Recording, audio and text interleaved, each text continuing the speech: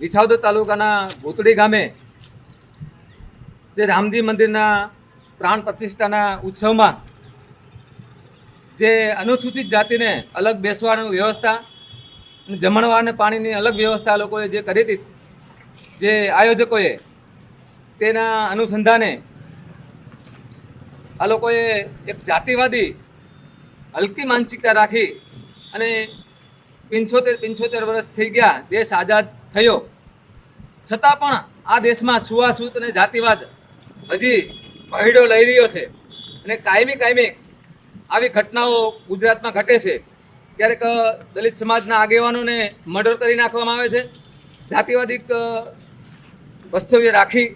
અને આજે અમે આ પોલીસ સ્ટેશને અમે આવી અને સાહેબને રજૂઆત કરવામાં આવી અને અમારી આ જે રજૂઆત હતી એના અનુસંધાને FIR કરી નાખેલ છે.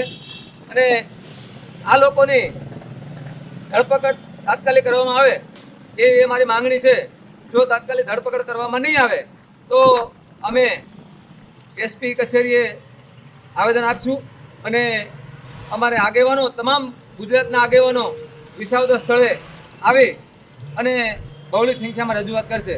આજ રોજ વિસાવદર તાલુકાના ભૂતળી ગામે જે ઘટના ઘટી કે જ્યાં રામજી મંદિરના પાટોત્સવ, પ્રાણ પ્રતિષ્ઠા મહોત્સવ નિમિત્તે જ્યાં દલિત સમાજને એક તરફી અલગથી જમણવારની વ્યવસ્થા, અલગથી પાણી પીવાની વ્યવસ્થા અને અલગ જમણવાર અને રામજી મંદિરની અંદર ન જવા બાબતેના જે પ્રશ્નો હતા એ બાબતે અમે લોકો આગેવાનો અને ભૂતળી ગામના સ્થાનિક લોકો સાથે મળી અને જે આગેવાનો હતા કે જેઓએ આ મહોત્સવને આગળ વધારવા માટે અને દલિત સમાજને નોખું જમણવાર માટે જે લોકોએ પ્રોત્સાહિત કર્યા હતા એ લોકો ઉપર FIR કરી અને હાલ અમે વિસાવદર પોલીસ સ્ટેશને એટ્રોસિટી એક્ટ મુજબ ગુનો દાખલ કરાવેલો છે.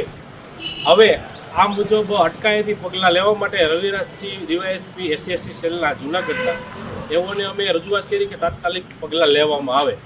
એમણે એવું અમને બાંહેધરી આપવામાં આવી છે કે અમે ટૂંક સમયમાં તેઓને અટકાયતી પગલાં લેશું.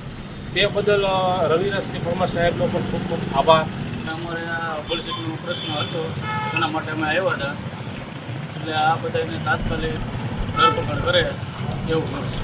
આ જ પ્રકારની તમામ અપડેટ જોવા માટે ન્યૂઝરૂમ ગુજરાતને લાઇક, શેર અને સબસ્ક્રાઇબ કરવાનું ભૂલતા નહીં.